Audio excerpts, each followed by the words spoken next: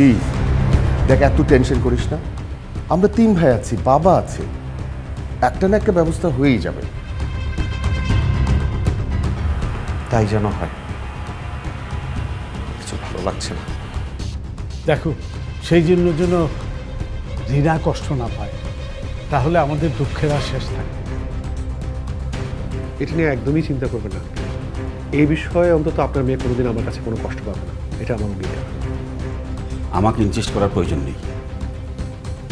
Sorry বাবা। আর অফিসের কাজটা একটু দ্রুত এগিয়ে রাখো। আমি খুব দ্রুতই সবার সঙ্গে বসতে চাই। জি বাবা। কারণ আমি চাচ্ছিলাম ফাইমের একটা বিয়ে হোক, ওর আবার সংসার হোক। তাহলে তো আর কোনো বাধার অবকাশ রইলই না। একদমই না। যেখানে সবাই রাজি সেখানে আত্মীয়তা করতে আর কোনো কথাই থাকে না। তাহলে চলুন, ড্রয়িং রুমে ওরা অপেক্ষা করছে। আসল কথাটা এবার সেরে ফেলি, কেমন? চল।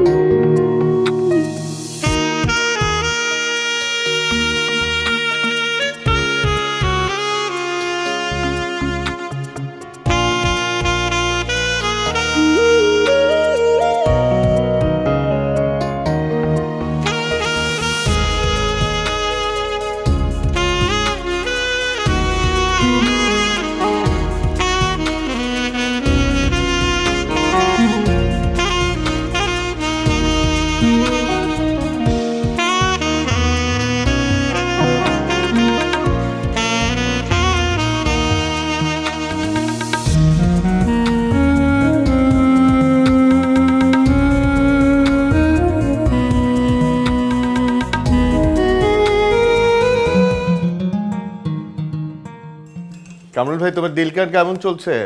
জি ভাইজান, আল্লাহর রহমতে ভালো। এটা কি আমার চা? Very good. ভাইজান, আমি নাস্তাটা রেডি করি, আপনি চারা খান। ঠিক আছে, যাও।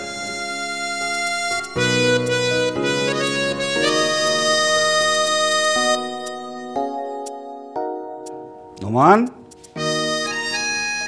জি বাবা। কি ফ্রেশ হয়েছ?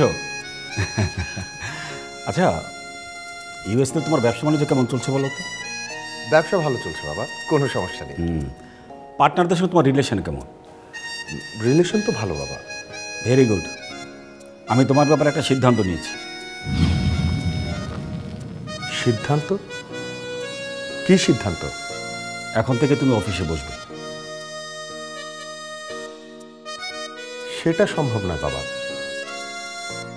কেন? আমাকে চলে যেতে হবে। চলে যেতে হবে? কেন? তোমার যাবার দরকারটা কি? ওখানে তোমার পার্টনার আছে, সেই সমস্ত কিছু দেখাশোনা করবে। আর তুমি তো বলেছিলে যে তুমি যাবে না। বলেছিলাম বাবা, কিন্তু এখন ভেবে দেখছি সেটা সম্ভব না। কেন থাকা সম্ভব নয় সেটা কি আমাকে একটু ক্লিয়ার করবে? প্রথমে ভেবেছিলাম না গেলে সমস্যা নেই, পার্টনার দেখে রাখতে পারবে, কিন্তু পরে ভাবলাম ও কেন একা দেখবে? নিজের বিজনেস, নিজেকেও তো দেখতে হবে। তুমি একটা কাজ করলেই তো পারো, তুমি তোমার পুরো ব্যবসাটা ওর উপরে হ্যান্ডওভার করে দাও। কেন? না না, আমি চাইছি যে তুমি আর ওখানে ফিরে না যাও। তোমার ব্যবসা বাণিজ্য যা করার এখানে থেকেই করো না কেন? আই এম সো সরি বাবা। কেন? তোমার অন্য কোনো প্রবলেম আছে নাকি? না, অন্য আর কি প্রবলেম থাকবে? আছে, তুমি সেটা আমাকে বলতে চাইছো না। আর তা না হলে আমার এই প্রস্তাবে তো আমি না করার কোনো উপায় দেখি না। অন্য কোনো প্রবলেম নেই বাবা। আমাকে একটা ব্যাপার ক্লিয়ার করতো নোমান, বৌমার সঙ্গে কি তোমার কোনো ডিস্টেন্স তৈরি হয়েছে? আমাদের কোনো ঝামেলা তুলছে? আপনি তো সব জানেনই বাবা, কেন নেই? হ্যাঁ আমি জানি, কিন্তু সেটা আমি মানতে পারছি না, কারণ সীমানা আমার বাড়ির বউ। হতে পারে বাড়ির বউ, কিন্তু আমার কেউ না। বাবা প্লিজ, আপনি আমাকে জোর করবেন না, আমাকে যেতেই হবে। দেখো বাবা,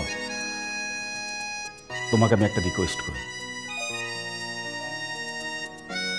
আমি যে কদিন আছি তুমি আমার সঙ্গে থাকো, তোমরা সবাই আমার সঙ্গে থাকো। তোমাদেরকে ছাড়া একা একা আমার ভালো লাগে না, নিঃসঙ্গ লাগে, সেটা আমি তোমাদেরকে বোঝাতে পারি না।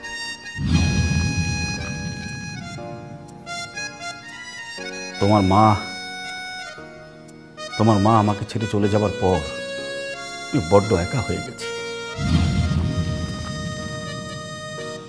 সে একাকিত্ব থেকে মুক্ত হওয়ার জন্য আমি সবসময় চেয়েছি তোমরা সবাই মিলে আমার কাছে থাকো, একসঙ্গে থাকো। বাবা আপনি এভাবে কেন বলছেন? দেখো, আমি জীবনে কখনো কারো কাছে মাথা নত করিনি, কিন্তু আজ আমাকে এই স্নেহের কাছে মাথা নত করতে হচ্ছে, এতে আমার লজ্জা হচ্ছে। পৃথিবীতে ভালোবাসা, প্রেম এগুলো কখনো এক্সপোজ করে দেখানো যায় না, কিন্তু আজ আমি সেটা দেখাতে বাধ্য হচ্ছি। আমার এই হৃদয়ে যে তোমাদের জন্য কতটা মায়া, মমতা, প্রেম লুকিয়ে আছে, সেটা আমি আসলে তোমাদেরকে কখনো এক্সপোজ করতে চাইনি, বোঝাতে চাইনি।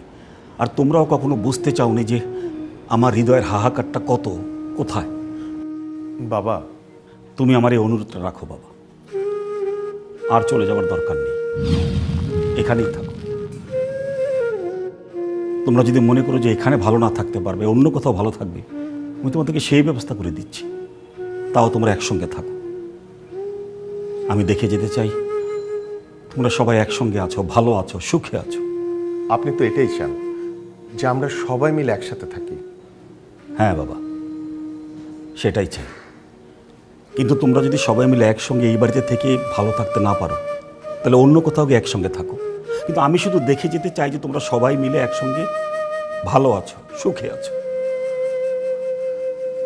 না বাবা, অন্য কোথাও গিয়ে আমি ভালো থাকতে পারবো না।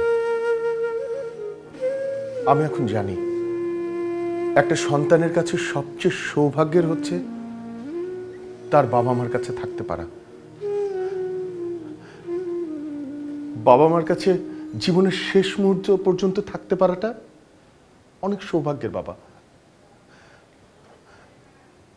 আমি আমার মাকে হারিয়েছি, আমি আমার বাবাকে হারাতে পারবো না, কোনো মূল্যেই আমি আমার বাবাকে হারাতে পারবো না। আমি আপনার কাছেই থাকতে চাই বাবা, সত্যি আমি আপনার কাছেই থাকতে চাই।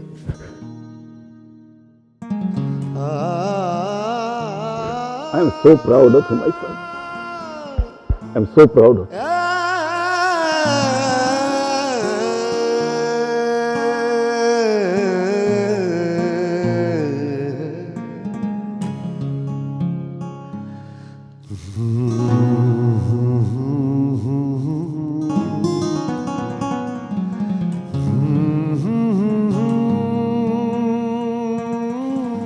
ফাহিমের বাবা মারা যাবার পর সাজিদই ফাহিমের গার্জিয়ান ছিল। ফাহিমের বাবার খুব শখ ছিল ফাহিম আবার বিয়ে করুক, ওর একটা সুন্দর সংসার হোক, কিন্তু ফাহিম তখন রাজি হয়নি, তাই ওর বাবা বিয়েটা দেখে যেতে পারেনি। আসলে সাজিদ আমাকে অনেক আগেই প্রস্তাবটা দিয়েছিল, আমি ওকে না করে দিয়েছিলাম, কারণ আমার মেয়ের যে সমস্যাটা সেটা হয়তো শুনলে অনেকেই রাজি নাও হতে পারে, তাই আমি এড়িয়ে গিয়েছিলাম। আমি চাইনি যে আমার মেয়েটা নতুন করে আবার কষ্ট পাক। বারবার অবস্টেকলের কারণে আমাদের মনটা উঠে গিয়েছিল, আর তাছাড়া রিনাও মানিয়ে নিয়েছিল। এরপর একদিন ফাহিম আসলো, ওদের সাথে একজন একজনের সাথে পরিচয় হলো, ভালো লাগলো, তারপর তো বিয়ে পর্যন্ত চলেই গেল। ফাইম আর রিনা একে অপরকে জেনে বিয়ে করতে রাজি হয়েছে, জাস্ট এই সত্যটা যাচাই করার প্রয়োজন ছিল। এমনও তো হতে পারতো যে বিয়েতে ওদের মতামত নেই, আমরা জোর করে ওদের বিয়ে দিতে যাচ্ছি বা কোনো কিছু চাপিয়ে দিতে যাচ্ছি, তারপর পরে যখন সমস্যা হলো তখন তার ফিরে আসার কোনো পথ থাকলো না। এটা ঠিক বলেছেন। রিনার সাথে আমি কথা বলেছি, ইনফ্যাক্ট আপার সাথেও আমার কথা হলো। এটাকে ইনভেস্টিগেশন ভাবাটা ঠিক হবে না। আসলে আমরা যে সম্পর্কটা তৈরি করতে যাচ্ছি এটা শুধু দুজন মানুষের মধ্যে না, এটা দুটো পরিবারের মধ্যে হচ্ছে, তাই নিজেদের আন্ডারস্ট্যান্ডিংয়ে একটু প্রয়োজন ছিল। আপনি ঠিকই বলেছেন, এটা খুবই প্রয়োজন ছিল। আমি নিজেও ফাইমের সাথে কথা বলেছি।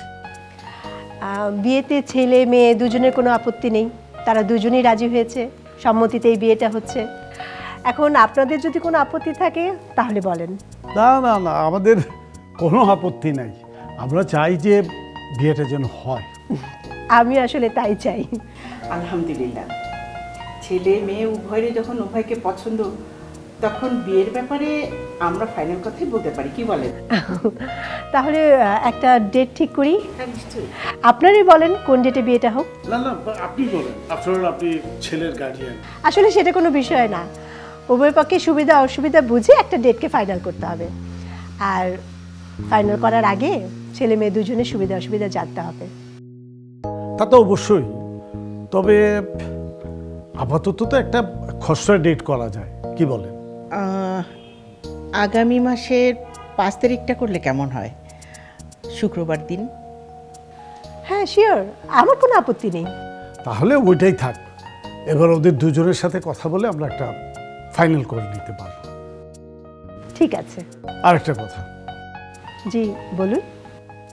দেখুন, আসলে আমি সারা জীবন কোর্টে জাস্টিসের দায়িত্ব পালন করেছি।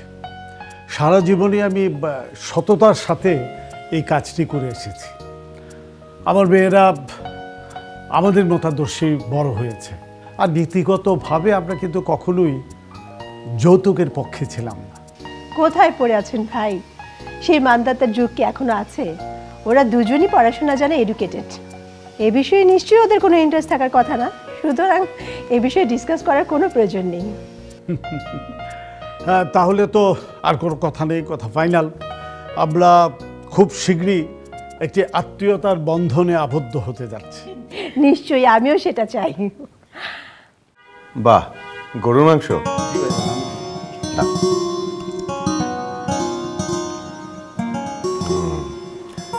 আচ্ছা কামরুল ভাই, তুমি কেমন আছো? আমি ভালো আছি। আর তোমার পরিবার? আমি সকিনা দুজনই ভালো আছি।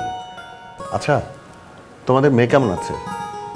পুতুল পুতুল তো ওর নানির বাড়িতে থাকে, ও, ওই জায়গায় লেখাপড়া করে, ক্লাস 7-এ পড়ে। মাশাআল্লাহ, বাহ, ভেরি গুড।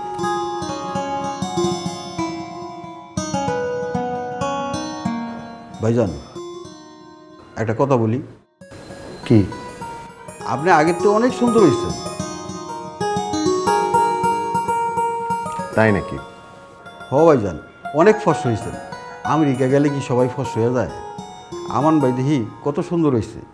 ভাইজান, আমি সকিনারে লইয়া গেলে কি সকিনা সুন্দর হইব? আমেরিকা কি অনেক দূর ভাইজান? অনেক দূরে। তাইলে থাক, কাকারে ফালাইয়া আমি এত দূরে যাব না। ভাইজান, আপনি খান, আমি আইতেছি। কামরুল ভাই, জি ভাইজান। তোমাকে একটা কথা জিজ্ঞেস করি। করেন ভাইজান। মৃণালের খবর কি তুমি জানো? হ্যাঁ জানি। তোমাকে কোনো কাজ টাজ দেয়?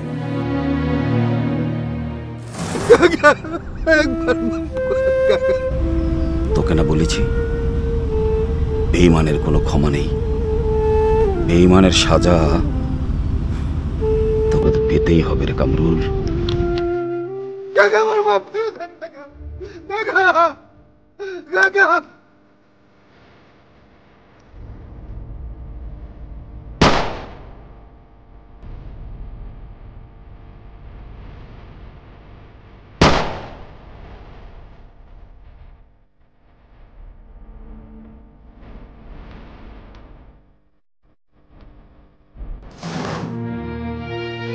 জি না ভাইজান, আমারে কোনো কাজ দেয় না, আর দিলেও তো আমি নিমু না।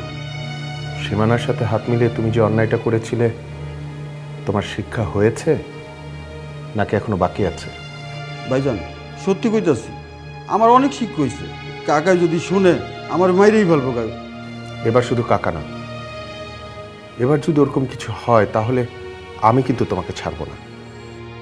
ভাইজান একবার মরণের বাচ্চাইছি ভাইজান, আর এই ভুল করুম না কখনো ভাইজান। ঠিক আছে, এবার যাও। জি ভাইজান।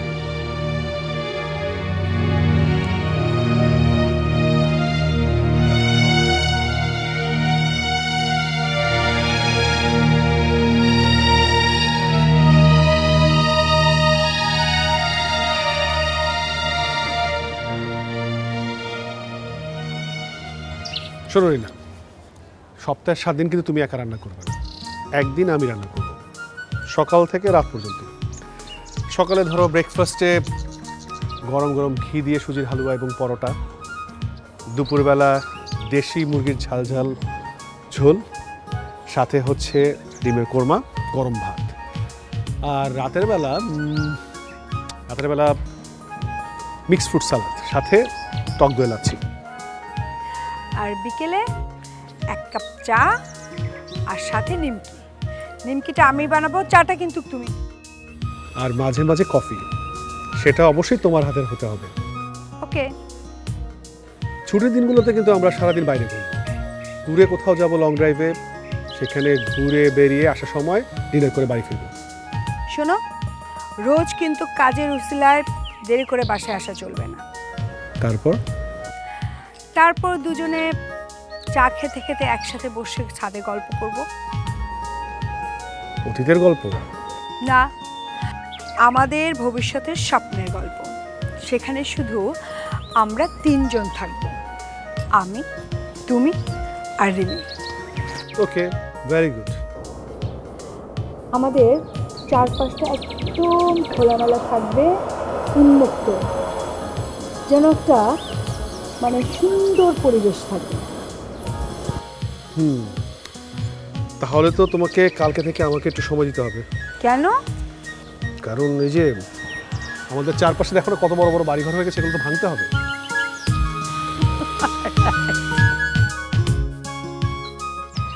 শোনো, খুব বড় বাসার দরকার নেই, ছোট্ট একটা বাসা নিও, সামনে খোলা আকাশ, তাতেই চলবে। নেব। আচ্ছা, রিমিকে নিয়ে কিছু ভেবেছো? কোন ব্যাপারে বলো তো? রিমিকে স্কুলে কে নিয়ে যাবে? তুমি সকালে অফিসে যাবার সময় রিমিকে নামিয়ে দিয়ে যাবে, ওর ছুটি হলে আমি নিয়ে আসবো, ব্যাস। রিনা, একটা কাজ করলে কেমন হয়? কি কাজ? ওকে দার্জিলিংয়ের কোনো বোর্ডিং স্কুলে ভর্তি করে দিলে কেমন হয়? না। কেন? এটা তো একটা ভালো আইডিয়া হয়। মাঝে মাঝে আমরা ওকে দেখতে গেলাম, সাথে পাহাড় দেখা হলো, সাথে কাঞ্চনজঙ্ঘা। দার্জিলিং দেওয়ার ব্যাপার অবশ্য আরমানও বলেছিল, কিন্তু আমি চাই না, রিমি আমার কাছেই থাকবে। আরমান কিন্তু ভালোই বলেছে, দার্জিলিংয়ে গেলে অন্তত ওর একটা প্রপার এডুকেশন হতো। এই দেশেও রিমির প্রপার এডুকেশন হবে, রিমি এইখানেই থাকবে, রিমি দার্জিলিং যাবে না। আচ্ছা ঠিক আছে, ঠিক আছে, রাগ করছো কেন? দেখো, আমি চাই না রিমি কোথায় যাক, আর রিমি কি করবে না করবে, কোথায় লেখাপড়া করবে, রিমির সমস্ত ডিসিশন আমার। আমি আরমানের কথা শুনবো না, কারণ রিমি আমার মেয়ে। রিমি তো আমারও মেয়ে। শুধু তুমি রিমির মা, আমি রিমির বাবা না? হ্যাঁ। তাহলে রিমিকে ছাড়া আমার খুব কষ্ট হবে ফাহিম। তোমার কষ্ট হবে এমন কোনো কিছুই আমি করব না। রিমি কোথাও যাবে না, আমাদের সাথে থাকবে। Thank you so much Fahim.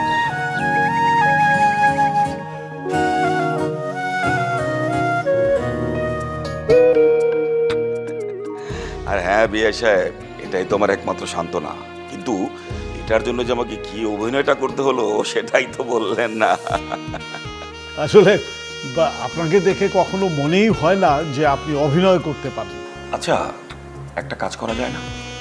তুমি যদি ওর শেয়ারটা বেনামে কিনে নাও, মানে ভেতরে ভেতরে শেয়ারটা ওর নামে থাকলো, মাঝখান থেকে টাকাটা ওর কাছে পৌঁছে গেল, তাহলে কেমন হয়? বাবা, এটা তো খুবই ভালো আইডিয়া। ঠিক আছে, আমি রাজি। বলুন কোথায় দেখা করতে চান? কাল সকাল 10টায় ধানমন্ডি কফি শপে চলে আসবেন, সেখানে আমি আপনার সাথে দেখা করতে চাই। আরে বোকার মতো কাঁদছিস কেন? চুপ কর, আমার কিছু হয়নি। আপনি এরকম করেন না কাকা, আপনি এরকম করলে আমাকে ডর লাগে।